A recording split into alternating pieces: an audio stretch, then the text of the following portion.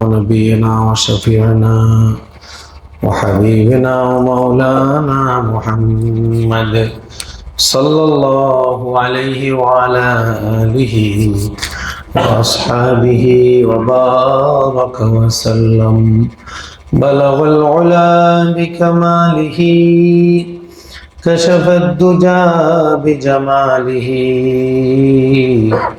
حسنت جميع خصاله صلوا عليه وآله الصلاة والسلام عليك يا رسول الله الصلاة والسلام عليك يا حبيب الله الصلاة والسلام عليك يا شافع المذنبين الصلاة والسلام عليك يا رحمة للعالمين আল্লাহ তাআলা শুকরিয়া আল্লাহ তাআলা আমাদেরকে দুনিয়ার সকল ব্যস্ততা থেকে সরিয়ে এনে রব্বুল আলামিনের সবচেয়ে পছন্দের স্থান মসজিদে আসার তৌফিক দান করেছেন আলহামদুলিল্লাহ। সম্মানিত হাজিরিন, রাসূল সাল্লাল্লাহু আলাইহি সাল্লামের ধারাবাহিক জীবনী আলোচনার নবুয়ত মাকামে নবুয়তের মর্যাদা এবং এই সম্পর্কেও জরুরি কথা আমরা বলছিলাম। নবী শব্দটা নাবান সংবাদ বহন করা, বার্তা বহন করা, এখান থেকে উৎপত্তি হতে পারে। আবার নাবায়ানবু নাবাওয়াতান অর্থ উঁচু স্থান, সুউচ্চ মর্যাদা। দুটো অর্থেই নবীদেরকে নবী বলা যায়। নবীগণ যেহেতু মানুষের মধ্যে সবচেয়ে মর্যাদার উঁচু স্তরে সমাসীন, এই জন্য তাদেরকে নাবায়ানবু থেকে সর্বোচ্চ মর্যাদার আসনে আসীন এই অর্থে নবী বলা যায়। ইমাম রাগিব ইসফাহানী রহমতুল্লাহ আলাই নবুয়তের সংজ্ঞাটা দিয়েছেন এইভাবে: আর নবুয়তু সাফারাতুন বাইনাল্লাহি ওয়া বাইনা যাবিল উকুলি মিন ইবাদিহি লিইজাহাতি ইল্লাতিহিম ফি আমরি মাআদিহিম ওয়া মাআশিহিম। নবী আসলে কাকে বলবে, পরিচয় কি হবে? যে নবুয়ত হলো আল্লাহ এবং বিবেকবান বান্দাদের মাঝে একটা মধ্যস্থতা, যার মাধ্যমে মানুষের ইহকালীন এবং পরকালীন অকল্যাণ সমূহ দূরীভূত হবে। দুনিয়াতেও মানুষ ক্ষতিগ্রস্ত হবে না, পরকালেও ক্ষতিগ্রস্ত হবে না। উভয় জাহানের ক্ষতিগ্রস্ত হওয়া থেকে মুক্ত থাকা এবং উভয় জাহানের সফলতাকে নিশ্চিত করতে আল্লাহ তাআলা নবীদেরকে এই পৃথিবীতে পাঠিয়ে থাকেন। এবং আমরা এটা বলেছি যে নবুয়ত এটা সাধনা, মেধা, অভিজ্ঞতার আলোকে অর্জিত কোনো বিষয় না, বরং নবুয়ত এটা সম্পূর্ণ আল্লাহ তাআলার ইচ্ছায় বন্টন হয়। এ সম্পর্কে আল্লাহ তাআলা ইরশাদ করেছেন, আল্লাহু ইয়াখতাসু বিরাহমাতিহি মান ইয়াশা। আল্লাহ যাকে ইচ্ছা তাকে নবুয়তের মর্যাদা দান করবে। এটা কখনো ইবাদত করে, সাধনা করে, বিবেক খাটায়, বুদ্ধি দিয়ে, অনেক প্রতিভা জমা করে নবী হওয়ার কোনো সুযোগ নেই। অন্য একটা আল্লাহ তাআলা ইরশাদ করলেন, আল্লাহু আ'লামু হাইসু ইয়াজআলু রিসালাতাহু, যে আল্লাহ জানেন কাকে আল্লাহ তাআলা নবুয়ত দিবেন, রিসালাত দিবেন। অর্থাৎ নবী হওয়াটা এটা সম্পূর্ণ আল্লাহর ইচ্ছায়, এখানে মানুষের সাধনার কোনো প্রভাব নাই। কিন্তু অন্যান্য গুণান্বিত হওয়ার ক্ষেত্রে মানুষের সাধনার প্রভাব আছে। যে সাধনা করবে, কষ্ট করবে, অভিজ্ঞতাকে কাজে লাগাবে, সে জ্ঞানী হবে, গুণী হবে, বড় হবে, সমাজে প্রতিষ্ঠিত হবে, সেগুলো মানুষ সাধনা করে পারে। কিন্তু নবুয়ত কখনো সাধনা করে, মেধা দিয়ে, গবেষণা দিয়ে নবী হওয়া যায় না। আর নবীদের গ্রহণযোগ্যতা সম্পর্কে আল্লাহ তাআলা ইরশাদ করলেন, ইন্নাহুম ইনদানা লামিনাল মুস্তাফাইনাল আখিয়া, যে সকল নবী আমার কাছে নির্বাচিত, গ্রহণযোগ্য এবং উত্তম বান্দাদের অন্তর্ভুক্ত।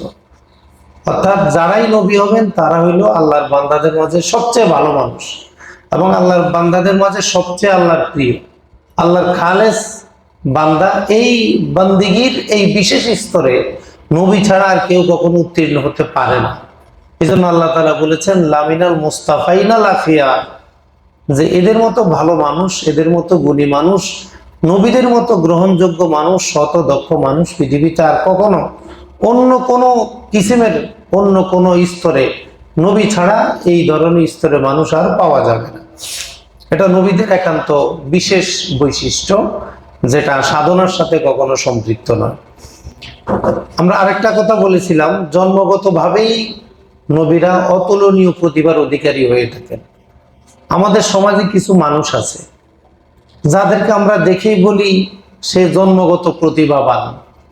মানুষের কিছু প্রতিভা আছে, সাধনা করে, গবেষণা করে, মেহনত করে আস্তে আস্তে অর্জিত হয়, যেটা বয়সের সাথে মানুষের যে আকল বুদ্ধির ব্যাপ্তি আসে, এটা মানুষের সাধনা অভিজ্ঞতা এগুলোর আলোকে আসে। সমাজে কিছু মানুষ থাকে যারা সাধনা ছাড়াই বিশেষ কিছু গুণ পেয়ে থাকে, আমরা তাদেরকে জন্মগত প্রতিভাবান বলি। যেমন মনে করেন কবি নজরুল ইসলাম, উনিও তো কবি, আর আমাদের বাংলা ভাষায় তো এরপরও বহু কবি আসছে, কিন্তু কবি নজরুলের যে মেধা, যে চয়ন ক্ষমতা, যে কাব্যিক প্রতিভা, যে সাহিত্য ক্ষমতা, এটা অনেকটাই বলা যায় জন্মগত। এটা যে উনি অনেক পড়াশোনা করে অনেক কিছু অর্জন করেছেন, এর চেয়ে বিষয়টা বেশি সত্য হলো জন্মগত ভাবেই তার এই প্রতিভাগুলো আল্লাহ তাআলা দিয়ে দিয়েছেন। এই জন্য একই পৃষ্ঠা পড়ে সে যা বুঝে ওই পৃষ্ঠাটার পরে আরেকজনে তা বুঝে না। এই জন্য আমাদের সমাজে এমন বহু মানুষ আছে যারা জন্মগত ভাবে প্রতিভাবান, এবং এটা আমরা স্বীকৃতি দিই। রবীন্দ্রনাথ ঠাকুর বাংলার প্রতিভা, তার বাংলা ভাষায় তার দক্ষতা, এবং কোন একটা ভাবকে, অনুভূতিকে বাংলা ভাষায় প্রকাশ করার ক্ষেত্রে তার যে স্পষ্টতা, তার যে সুপ্রতিষ্ঠিত অবস্থান, এটা আসলে অন্যের মধ্যে পাওয়াটা খুবই মুশকিল। এগুলো আমরা বলি জন্মগত প্রতিভাবান। এরা অন্যরা যদি 10 পৃষ্ঠা পড়ে 10টা জিনিস শিখে, এরা 10 পৃষ্ঠা পড়লে 100টা শিখে। এটা হলো জন্মগত প্রতিভার কারণ। এইভাবে আমাদের সমাজে অমুসলিম মনীষী যারা ছিল, অ্যারিস্টটল, প্লাটো, সক্রেটিস সহ আরো বড় বড় বিভিন্ন ধর্মের বিদ্বান ব্যক্তি, গুণী ব্যক্তি, বিশেষ গবেষক ব্যক্তি, তারা যে পড়াশোনা করেছে, পড়াশোনাগুলো অন্যরাও করেছে, কিন্তু অন্য কেউ তাদের মানের ধারে কাছেও আসতে পারে না। কেন? এদের মধ্যে জন্মগত এমন কিছু প্রতিভা ছিল, যে প্রতিভাগুলো জন্মগতভাবে অন্যের মাঝে, তাদের সমবয়সীদের মাঝে ছিল না। এই জন্য আমাদের অনেক ছাত্রের মধ্যে দেখা যায় জন্মগতভাবে কিছু প্রতিভা আছে। কিছু ছাত্র ছোটকাল থেকে খুব ভালো কবিতা লিখতে পারে, আর অনেকে বড় হয়েও অনেক কষ্ট করেও লিখতে পারে না। এগুলো আল্লাহ তাআলা যাকে যে গুণ দিয়ে দেন, এই গুণটা অন্যরা সাধনা করে এর ধারে কাছে আসতে পারবে না। আমরা এই কথাটাই জন্য বললাম যে নবুয়তের বিশেষ মর্যাদাটা বোঝার জন্য আমাদের সমাজে কিছু মানুষের বিশেষ মর্যাদা যে প্রতিষ্ঠিত আছে, এটা নবীদের নবুয়তের মাকাম বোঝার একটা সহযোগী পদক্ষেপ। এই জন্য আমাদের সমাজে যেমন বিশেষ প্রতিভাবান থাকে, জন্মগত প্রতিভাবান থাকে, হ্যাঁ, এদের মাধ্যমে আমরা বুঝি যে এর যে প্রতিভা, আমি পড়াশোনা করে এটা পারবো না। কিছু মানুষ আছে যাদের কাছে ইংরেজি ভালো লাগে, সে ইংরেজি খুব অল্প সময় আয়ত্ত করতে পারে। কিছু আছে বাংলা ব্যাকরণ, কবিতা সহজে আয়ত্ত করতে পারে। কিছু আছে আরবি সাহিত্য সহজে আয়ত্ত করতে পারে। এই যে একই মেধার লোক একটা ভাষা সহজে আয়ত্ত হয়, আর একটা একটু দেরি হয়, এটাকে আমরা বলি জন্মগত প্রতিভা। সে যাও কান একবারে ফিতরা কান, জন্মগত ভাবেই জানো সে এটার সাথে একটা সম্পর্ক নিয়ে পৃথিবীতে আগমন করেছে। ঠিক রসুল সাল্লাল্লাহু আলাইহি ওয়াসাল্লাম সহ পৃথিবীতে যত নবী রসুল এসেছেন, সহিহ হাদিসে, মুসনাদে আহমদের হাদিসে, আরো বিভিন্ন রাওয়ায়াতে 1,24,000 নবী রসুলের কথা আসছে। এই সকল নবী জন্মগতভাবে এমন প্রতিভার অধিকারী ছিলেন, যেই প্রতিভা পৃথিবীর কোনো মানুষ সাধনা করে, ধ্যান করে, চেষ্টা করে, পড়াশোনা করে, গবেষণা করে, অনুভূতিকে কাজে লাগিয়ে, অভিজ্ঞতাকে কাজে লাগিয়ে নবীদের ওই প্রতিভার ধারে কাছেও যাওয়া সম্ভব না। যেমনি ভাবে আমাদের সমাজের কিছু মানুষের জন্মগত প্রতিভার কাছে অন্যরা ধারে কাছেও কি ঘেঁষতে পারে না, মিশতে পারে না। আল্লাহ রাব্বুল আলামিন নবীদেরকে স্পেশাল পাওয়ার, পছন্দ, রুচিবোধ দিয়ে তৈরি করেছেন। এটা আল্লাহ তাআলা অন্য কাউকে কখনো দিবেন না। নবী প্রেরণের কারণ কেন?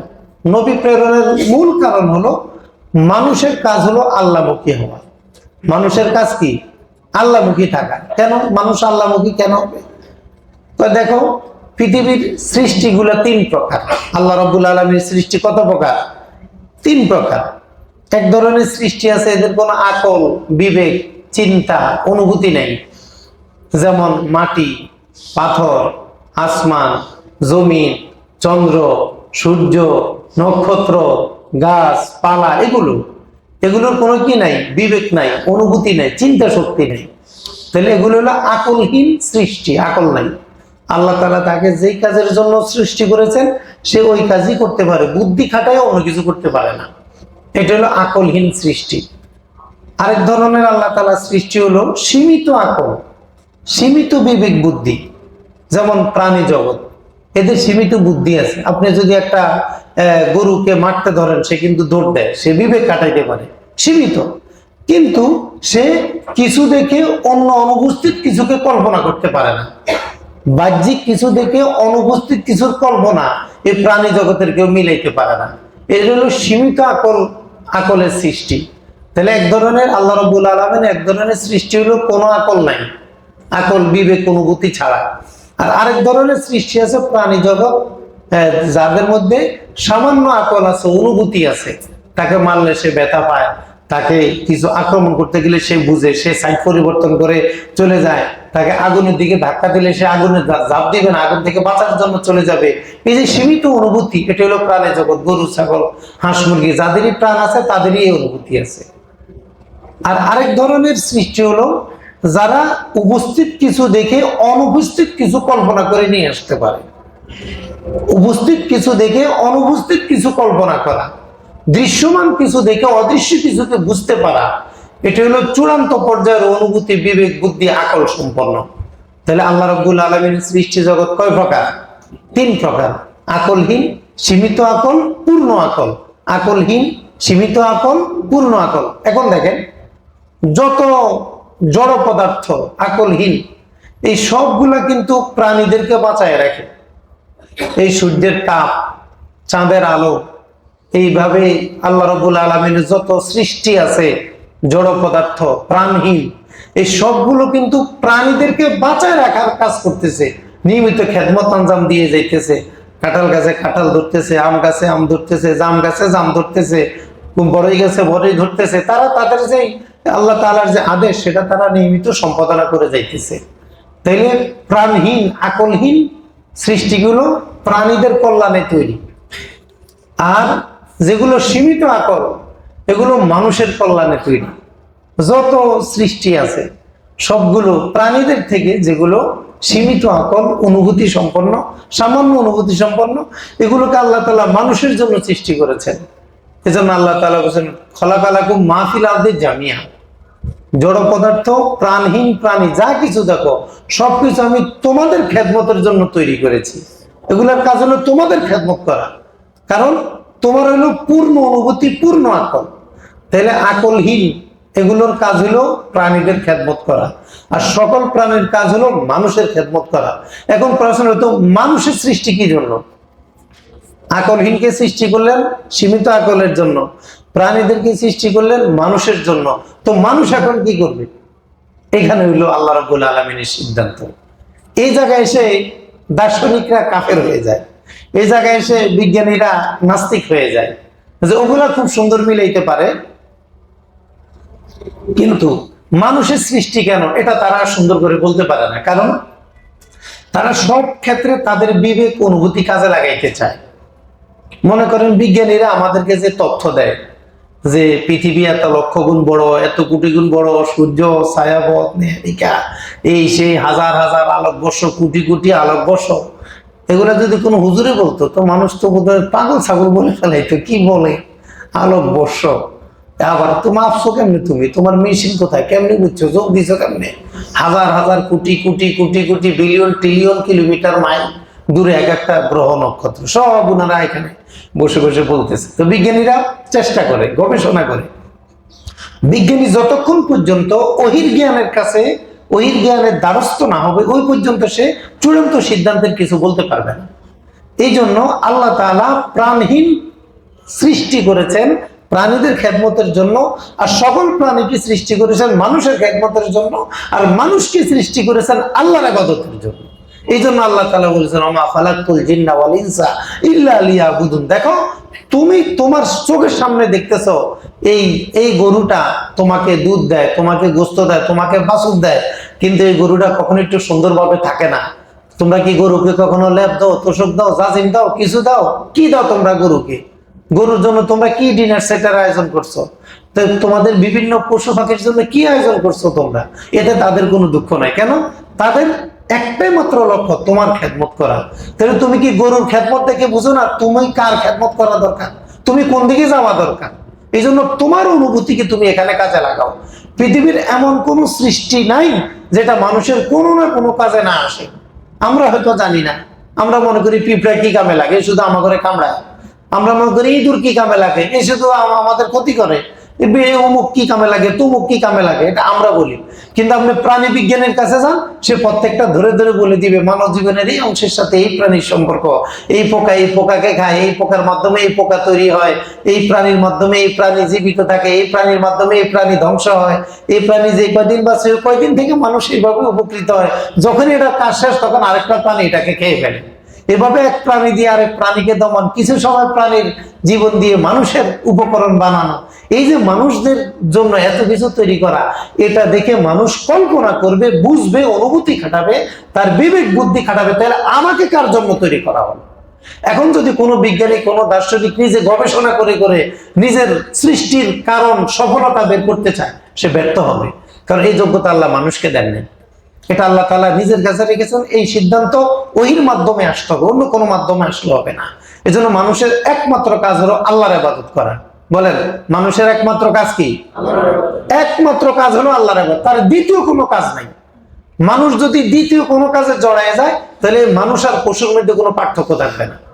দেখেন, রাস্তার উপর দিয়ে একদল গরু যায়, গরুর পাল যায়, ছাগলের পাল যায়, একটা সরল মানুষ দাঁড়ায় আছে, একটা গরু হঠাৎ করে একটা গুতা লাগাই দিল পেটের মধ্যে, একটা গুতা লাগাই দিল। এখন আপনি কি গরুরে গালি দিলে লাভ আছে? গরু এটা কেন করলো? আপনি তো বলবেন না, গরু তুই কেন গুতা দিলি, এদিকে তোরে 10 বার কান ধরাই, তোরে বেঁধে 10টা বার, না হবে না। গরু, ওর পরিচয়, ওর সমাধান, ওর নামই গরু, ও গুতা দিতেই পারে। আপনি কেন দূরে ছিলেন না? মামলা হইবে আপনার নামে। তুমি যখন দেখছো গরু আসে, তুমি পাশে যাবা না? তুমি কেন পাশে গেলে না? দোষ হবে তোমার। কেন? ওর হইলো গরু, ওটা হইলো ছাগল। এখন প্রাণীদের প্রত্যেকটা নাম কিন্তু তাদের সকল জিজ্ঞাসার সমাধান। বানরে খামচি দিছে, আমরা বললেন যে বানরে খামচি দিছে, কেউ কি বানরে শাস্তি দিবে না? কবি তুমি বানর কাছে গেছো কেন? সে এখানে বানর ধরতে গেছো, তো জালির ভিত্তিতে হাত ঢুকেছো কেন? তুমি যেহেতু হাত ঢুকেছো, কামড় তুমি খাবা, শাস্তি তুমি খাবা, মারি খাবা, কান বাফাও, জরিমানা দিবে উল্টা। কারণ ওর নাম বানর। প্রত্যেকটা প্রাণীর নামই তার তার দ্বারা সংগঠিত সকল সমস্যার সমাধান। অতএব প্রাণী এগুলো করলে তুমি কিছু করতে পারবে না, কারণ তুমি মানুষ।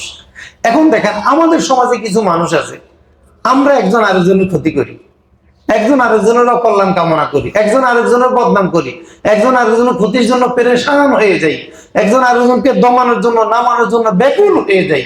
তাহলে এই মানুষটার সাথে আর এই পশুর সাথে কি পার্থক্য বলেন? এই জন্য মানুষ যখন ইবাদত ছেড়ে অন্য কিছুর দিকে চলে যাবে, তখন মানুষ আর হাইওয়ান জগতের সাথে কোনো পার্থক্য থাকবে না। বাঘকে ভয় পায় মানুষ, বাঘকে ভয় পায়।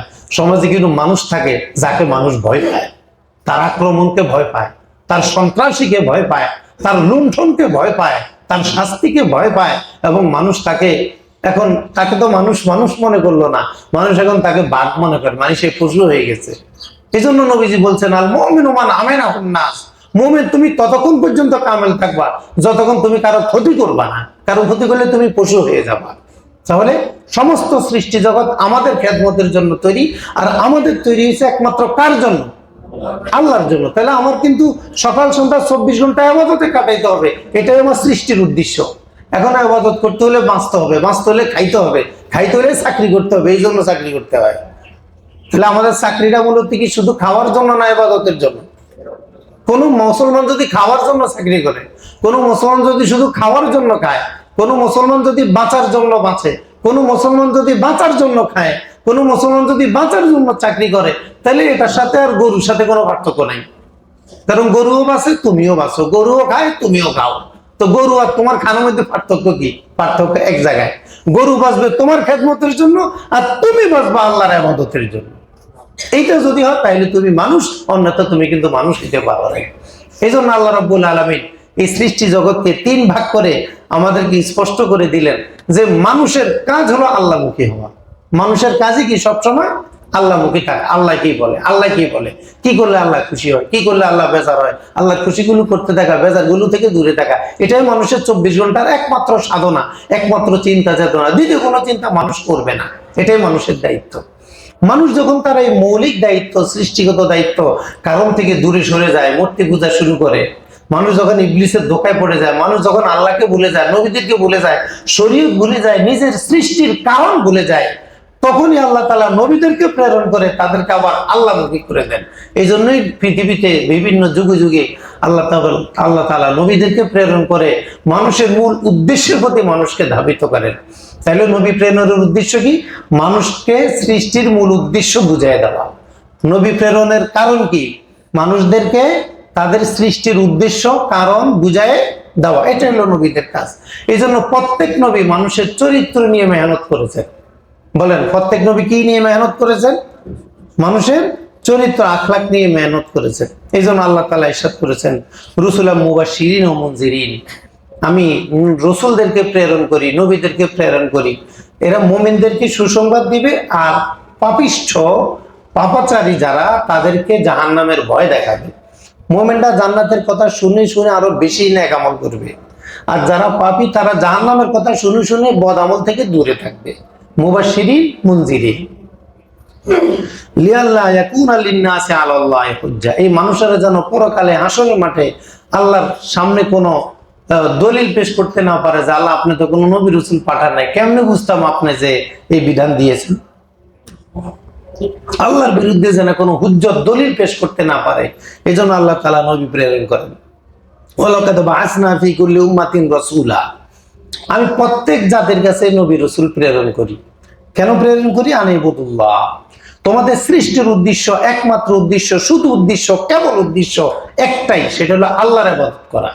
আনিবুদুল্লাহ, তোমরা আল্লাহর ইবাদত করো, এই কথাটা বলার জন্য আমি প্রত্যেক জাতির কাছে নবী রাসূল প্রেরণ করেছি। ওয়াজতানিবুত তাগুত, তোমরা কুফর, শিরক, আল্লাহ বিরোধী, ইসলাম বিরোধী, শরীয়ত বিরোধী যে কোনো কর্মকাণ্ড থেকে তোমরা দূরে থাকবা, এর ধারে কাছেও যাবা না।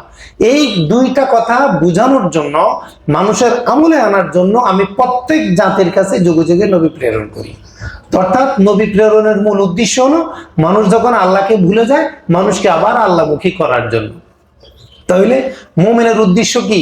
শরীয়ত বিরোধী কাজ করা না শরীয়ত অনুযায়ী কাজ করা? শরীয়ত অনুযায়ী কাজ করা। শরীয়ত যেটাকে হারাম বলবে সে এটা করবে না, শরীয়ত যেটাকে জায়েজ বলবে সে শুধু সেটাই করতে পারবে, এর বেশি কিছু করতে পারবে না। এখন শরীয়ত তো একটা সূত্রের নাম। শরীয়ত কি?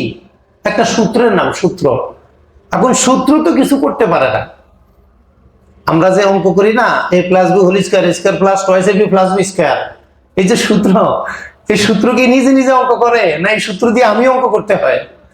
কি কথা বুঝতেছেন? যে সূত্র কখনো কাজ করে না, সূত্রকে খাটায় আরেকজনে কাজ করতে হয়। এই জন্য স্টিফেন হকিং পৃথিবীর সবচেয়ে বড় পদার্থ বিজ্ঞানী, পদার্থ পড়তে পড়তে যুগ শ্রেষ্ঠ অপদার্থ হয়ে গেছে। পদার্থ পড়তে পড়তে কি হয়ে গেছে? অপদার্থ হয়ে গেছে। তাকে জিজ্ঞাসা করা হলো, আপনার তো খুব পদার্থ বিজ্ঞানী, তো এইগুলার স্রষ্টাকে, এগুলা কে তৈরি করছে? কয় সিস্টেমে বানাইছে, কয় নিয়মে, প্রকৃতি তৈরি করছে। কয় কি বলেন, নিয়ম কি কিছু বানায়? নিয়ম তো কিছু বানাইতে পারে না, নিয়ম দিয়ে কেউ বানাইতে হয়। এই পৃথিবীর সকল কাফের, সকল নাস্তিক এই জায়গায় এসে ধরা।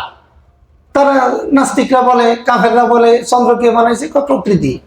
তো মধ্যাকর্ষণ শক্তি, কয় প্রকৃতি। সব প্রকৃতি বানাইছে, ভালো কথা, প্রকৃতি বানাইছে। তাহলে তুমি বলো, তুমি কি কোনো সূত্র দিয়ে তুমি কাজ করো না সূত্র নিজে নিজে কাজ করে? মনে করেন আপনি একটা ঘর বানাইবেন, ইঞ্জিনিয়ার আপনাকে লিখে দিল এত হাজার ইট লাগবে, এত ফুট বালু লাগবে, এত ব্যাগ সিমেন্ট লাগবে, এত টন রড লাগবে। এখন আপনি কি করলেন? রড, বালু, ইট বা সিমেন্ট কিনে এক জায়গায় রেখে দিলেন, অটোমেটিকলি ঘর হয়ে যাবে, তাই না? নাকি ওই সূত্রগুলো দিয়ে রাজমিস্ত্রি খাটাইতে হবে, ইঞ্জিনিয়ার সূত্র খাটাইতে হবে? এখানে 2 সুতা, এখানে 3 সুতা, এখানে 5 সুতা, এখানে এই রড, এখানে এই পিলার, এখানে এই কলাম, এতটুকু ব্যাস এইভাবে ছড়াবে। এই যে সূত্র, নিয়ম, নিয়মে কি কিছু বানায় না নিয়ম দিয়ে কিছু বানানো হয়? তাহলে পৃথিবী যে তৈরি হইলো, কেউ যদি বলে যে এগুলো এমনি এমনি তৈরি হয়েছে, নিয়মে তৈরি করছে, বলে বোকা, বলো কি তুমি? নিয়মে তো কখনো কিছু বানায় না, বরং নিয়ম দিয়ে কেউ বানাইতে হয়। বলেন, নিয়মে কিছু বানায়? নিয়মে কি কিছু বানাইতে পারে? বরং নিয়ম দিয়ে কেউ, আমরা এটাই বলি, এই নিয়ম যিনি তৈরি করছেন, নিয়ম দিয়ে নিয়মটাকে যিনি কাজে লাগাইলেন, ওনার নাম হলো আল্লাহ। তোমরা এই জায়গায় এসে পরাজিত, এখানে এসে তোমরা কথা বলতে পারো না। এই জন্য এখন ইসলামী শরীয়ত দেবে, শরীয়ত তো একটা সূত্রের নাম, এখন এটাকে প্রয়োগ করে দেখাবে কে? এটা তো প্রয়োগ করে দেখাইতে হবে একজনে। এই জন্য আল্লাহ তাআলা শুধু আসমানি কিতাব দেন নাই, সাথে সাথে উস্তাদ পাঠাইছেন। আসমানি কিতাব বোঝানোর জন্য কাদেরকে পাঠাইছেন? নবীদেরকে পাঠাইছেন, উস্তাদ পাঠাইছেন। এই জন্য ইসলামী শরীয়তের দুইটা ধারা কিয়ামত পর্যন্ত থাকবে, একটা হলো রেজালুল্লাহ আর একটা হলো কিতাবুল্লাহ। একটা হলো রেজালুল্লাহ, আল্লাহর নবী রাসূল আলেম ওলামা, আরেকটা হলো কিতাবুল্লাহ, আল্লাহ রাব্বুল আলামিনের পক্ষ থেকে যে আসমানি কিতাব আসছে, যে কোরআন আসছে, সুন্নাহ আসছে, এগুলো হইলো কি নস, এগুলো হইলো কিতাবুল্লাহ। তাহলে শুধু শুধু শিক্ষক আল্লাহ পাঠান নাই, আবার শুধু কিতাবও পাঠান নাই, কিতাবও পাঠাইছেন, সাথে শিক্ষকও পাঠাইছেন। তাহলে আল্লাহ তাআলা কয়টা জিনিস পাঠাইছেন? মানব জাতির হেদায়েতের জন্য দুইটা জিনিস আল্লাহ সব সময় পাঠাইছেন, একটা হলো কিতাব, আর একটা হলো কিতাব শেখানোর মতো যোগ্য ওস্তাদ নবী। কিতাব বোঝানোর জন্য যোগ্য ওস্তাদ নবী। এই নবীরা এসে ওই সূত্রগুলোকে নিজের মধ্যে প্রয়োগ করবেন। যখন নবীরা মানুষের প্রয়োগ করে দেখাবেন, তখন অন্য মানুষেরা দেখে দেখে তারাও মানুষ হতে পারবে। এই জন্য মানুষ নবী হওয়া দরকার। কাফেরদের একটা আপত্তি ছিল যে মানুষ আবার নবী হবে কেন? মানুষ তো নবী হবে না। তাহলে বলো কে নবী হবে? ফেরেশতা নবী হবে। কাফেররা বললো যে নবী তো হবে ফেরেশতা, মানুষ নবী হবে কেন? ফাকালু আবাশারু ইয়াহদুনানা, কিরে মানুষেরা নবী হবে? মানুষ আমাদেরকে পথ দেখাবে? কাফেররা বলল। তখন নবী বললেন, দেখো ইন্নামা আনা বাশার, আরে আমি তো মানুষ ছাড়া আর কিছুই নেই, আমি তো মানুষ, তুমি মানুষ অস্বীকার করতেছো কেন? তখন কাফেররা বললো যে আল্লাহ তাইলে আপনি মানুষ কেন পাঠাইলেন? আপনি ফেরেশতাকে নবী বানায় পাঠান। তখন আল্লাহ তাআলা বললেন, ওয়াকালু লাউলা উনজিলা আলাইহি মালাক ওয়ালাউ আনজালনা মালাকাল লাকুদিয়াল আমর সুম্মা লা ইউনজারুন। কাফেররা বলে নবী, ফেরেশতাদেরকে নবী পাঠানো হোক, ফেরেশতার উপরে ওহী নাজিল করা হোক, ফেরেশতার উপরে কিতাব নাজিল করা হোক। তখন আল্লাহ তাআলা বলেন, লাউ আনজালনা মালাকাল লাকুদিয়াল আমর, আর আমি যদি ফেরেশতা পাঠাই আর তোমরা যদি ফেরেশতাদের কথা না শোনো, এরা তো আসমানি গজব দিয়ে তোমাদেরকে সাথে সাথে শেষ করে দিবে। যেমনি ভাবে তোমাদের পূর্ববর্তী জাতিদেরকে শেষ করে দিয়েছে, আদকে শেষ করে দিয়েছে, সামুদকে ধ্বংস করে দিয়েছে, বিভিন্ন জাতিকে তারা ধ্বংস করে দিয়েছে। ফেরেশতা যদি নবী হয়, নবীর কথা যদি না শোনো, তোমরা তো তাৎক্ষণিকভাবে মরে যাবা, তাৎক্ষণিকভাবে ধ্বংস হয়ে যাবা। লাকুদিয়াল আমর, তোমরা ধ্বংস হয়ে যাবা। সুম্মা লা ইউনজারুন, এরপরে বুদ্ধি বিবেচনা খাটানোর মতো সুযোগ তোমরা পাবা না। এরপর আল্লাহ তাআলা বলছে, ওয়ালাউ জাআলনাহু মালাকান, আমি যদি কোনো ফেরেশতাকে রাসূল বানাই, লা জাআলনাহু রাজুলান, তাকে অবশ্যই আমি পুরুষ বানায় পাঠাইতাম। কারণ কি? কারণ ফেরেশতাদের যে বিশাল দেহ, মাথা থাকবে আসমানে, পা থাকবে জমিনে, এক হাত থাকবে পৃথিবীর উত্তর প্রান্তে, আরেক হাত থাকবে পৃথিবীর দক্ষিণ প্রান্তে। এটা দেখার সাথে সাথে মানুষ কি ঈমান আনবে? ওটা দেখার সাথে সাথে অজ্ঞান হয়ে মারা যাবে। কারণ ফেরেশতার মূল আকৃতি মানুষ দেখতে পারবে না। কোন মানুষ যদি ফেরেশতার মূল আকৃতি দেখে, দেখার সাথে সাথে মারা যাবে। তখন কি হইলো? যে ফেরেশতাদেরকে পাঠালেন মানুষকে মুসলমান বানানোর জন্য, তাকে দেখার সাথে সাথে মারা যায়। তখন ওই মানুষেরা আল্লাহর কাছে বলবে, আল্লাহ কি রসুল পাঠাইলা, দেখার সাথে সাথে মারা যায়, কি বলে তো কিছুই বুঝি না। এই জন্য আল্লাহ তাআলা আগেই মানুষ রসুল পাঠাইছেন, জিন রসুল পাঠান নাই। আল্লাহ তাআলা ফেরেশতা রসুল পাঠান নাই, পাঠাইছেন মানুষ রসুল। মানুষ রসুল হওয়া এটাই লজিক, এটাই যৌক্তিক, এটাই বাস্তবতা। কিন্তু কাফেররা বলে, আল্লাহ আপনি মানুষ পাঠাইলেন কেন? আপনি ফেরেশতা পাঠান। তখন আল্লাহ বলেন, এই বোকার দল, যদি ফেরেশতা পাঠাই তত তোরা প্রথমবারে ধ্বংস হয়ে যাবি। এরপর ফেরেশতা আসলে তো মানুষের শুরুতে আসবে, কারণ ফেরেশতা নিজের শুরুতে আসলে তো তোমরা সব অজ্ঞান হয়ে মারা যাবা। আর মানুষ যদি ফেরেশতা যদি মানুষের শুরুতে আসে, তখন তো আগের মতোই বলবো, এই তো মানুষে আসলো, ফেরেশতা কই? তো এখন কি সমাধান হবে? ফেরেশতা পাঠাইলে মারা যাবা, আবার ফেরেশতাকে যদি পুরুষ বানায় পাঠাই, মানুষ বানায় পাঠাই, তখন তোমরা বলবা মানুষেতে আসলো, তুই ফেরেশতা কোথায়? অর্থাৎ তোমাদের এই যুক্তিটা কোনো যৌক্তিক না, এটা অযৌক্তিক কথা। বরং আল্লাহ যেটা করেছেন সেটাই যৌক্তিক। সেটা হলো আল্লাহ তাআলা পুরুষদের থেকে রসুল পাঠিয়েছেন, যেন মানুষেরা ওই সূত্রগুলার প্রয়োগ আলোকে অর্জিত কোনো বিষয় না, বরং নবুয়ত এটা সম্পূর্ণ আল্লাহ তাআলার ইচ্ছায় বন্টন হয়। এ সম্পর্কে আল্লাহ তাআলা ইরশাদ করেছেন, আল্লাহু ইয়াখতাসু বিরাহমাতিহি মান ইয়াশা, আল্লাহ যাকে ইচ্ছা তাকে নবুয়তের মর্যাদা দান করবে। এটা কখনো ইবাদত করে, সাধনা করে, বিবেক খাটায়, বুদ্ধি দিয়ে, অনেক প্রতিভা জমা করে নবী হওয়ার কোনো সুযোগ নেই। অন্য একটা আল্লাহ তাআলা ইরশাদ করলেন, আল্লাহু আলামু হাইসু ইয়াজআলু রিসালাতাহু, যে আল্লাহ জানেন কাকে আল্লাহ তাআলা নবুয়ত দিবেন, রিসালত দিবেন। অর্থাৎ নবী হওয়াটা এটা সম্পূর্ণ আল্লাহর ইচ্ছায়, এখানে মানুষের সাধনার কোনো প্রভাব নাই। কিন্তু অন্যান্য গুণী গুণান্বিত হওয়ার ক্ষেত্রে মানুষের সাধনার প্রভাব আছে। যে সাধনা করবে, কষ্ট করবে, অভিজ্ঞতাকে কাজে লাগাবে, সে জ্ঞানী হবে, গুণী হবে, বড় হবে, সমাজে প্রতিষ্ঠিত হবে, সেগুলো মানুষ সাধনা করে পারে। কিন্তু নবুয়ত কখনো সাধনা করে, মেধা দিয়ে, গবেষণা দিয়ে নবী হওয়া যায় না।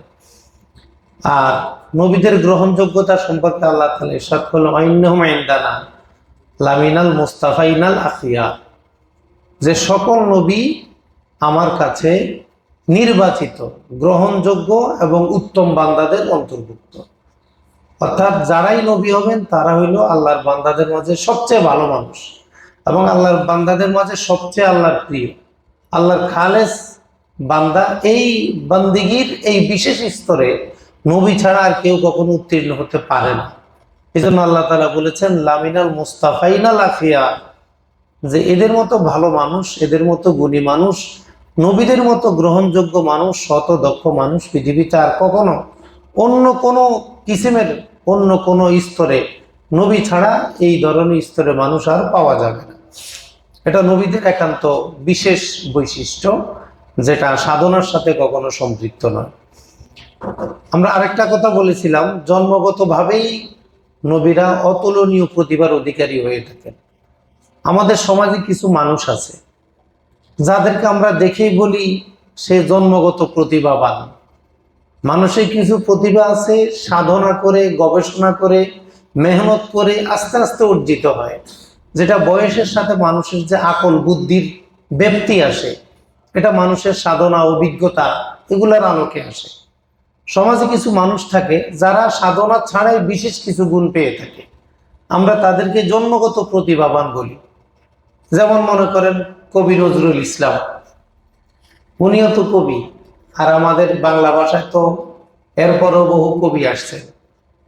কিন্তু কবি নজরুলের যে মেধা, যে চয়ন ক্ষমতা, যে কাব্যিক প্রতিভা, যে সাহিত্য ক্ষমতা, এটা অনেকটাই বলা যায় জন্মগত।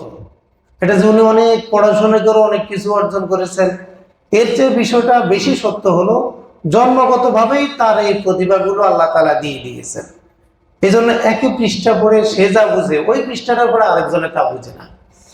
এই জন্য আমাদের সমাজে এমন বহু মানুষ আছে যারা জন্মগতভাবে প্রতিভাবান, এবং এটা আমরা স্বীকৃতি দিই। রবীন্দ্রনাথ ঠাকুর বাংলার প্রতিভা, তার বাংলা ভাষায় তার দক্ষতা, এবং কোন একটা ভাবকে, অনুভূতিকে বাংলা ভাষায় প্রকাশ করার ক্ষেত্রে তার যে স্পষ্টতা, তার যে সুপ্রতিষ্ঠিত অবস্থান, এটা আসলে অন্যের মধ্যে পাওয়াটা খুবই মুশকিল। এগুলো আমরা বলি জন্মগত প্রতিভাবান। এরা অন্যরা যদি 10 পৃষ্ঠা পড়ে 10টা জিনিস শিখে, এরা 10 পৃষ্ঠা পড়লে 100টা শিখে।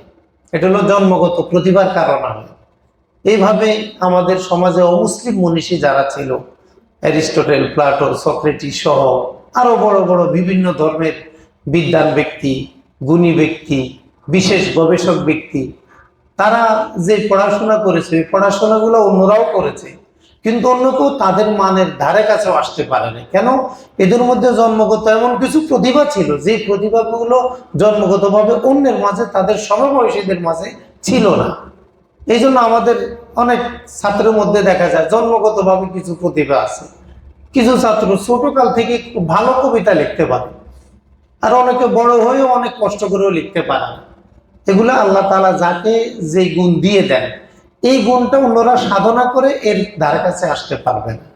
আমরা এই কথাটাই জন্য বললাম যে নবুয়তের বিশেষ মর্যাদাটা বোঝার জন্য আমাদের সমাজে কিছু মানুষের বিশেষ মর্যাদা যে প্রতিষ্ঠিত আছে, এটা নবীদের নবুয়তের মাকাম বোঝার একটা সহযোগী পদক্ষেপ।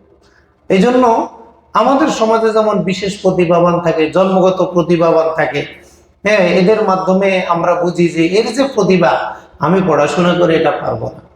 কিছু মানুষ আছে যাদের কাছে ইংরেজি ভালো লাগে, সে ইংরেজি খুব অল্প সময় আয়ত্ত করতে পারে। কিছু আছে বাংলা ব্যাকরণ কবিতা সহজে আয়ত্ত করতে পারে, কিছু আছে আরবি সাহিত্য সহজে আয়ত্ত করতে পারে। এই যে একই মেধার লোক একটা ভাষা সহজে আয়ত্ত হয় আর একটা একটু দেরি হয়, এটাকে আমরা বলি জন্মগত প্রতিভা। সে যাও কান একবারে ফিতরা কান, জন্মগত ভাবেই যেন সে এটার সাথে একটা সম্পর্ক নিয়ে পৃথিবীতে আগমন করেছে। ঠিক রসুল সাল্লাল্লাহু আলাইহি ওয়াসাল্লাম সহ পৃথিবীতে যত নবী রসুল এসেছেন, সহি হাদিসে মুসনাদে আমাদের হাদিসে আরো বিভিন্ন রাওয়ায়াতে 1,24,000 নবী রসুলের কথা আসছে।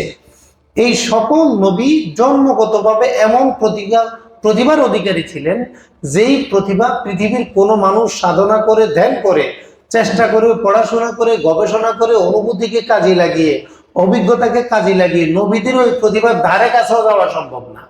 যেমনি ভাবে আমাদের সমাজের কিছু মানুষের জন্মগত প্রতিভার কাছে অন্যরা ধারে কাছেও কি ঘেঁষতে পারে না, মিশতে পারে না। আল্লাহ রাব্বুল আলামিন নবীদেরকে স্পেশাল পাওয়ার পছন্দ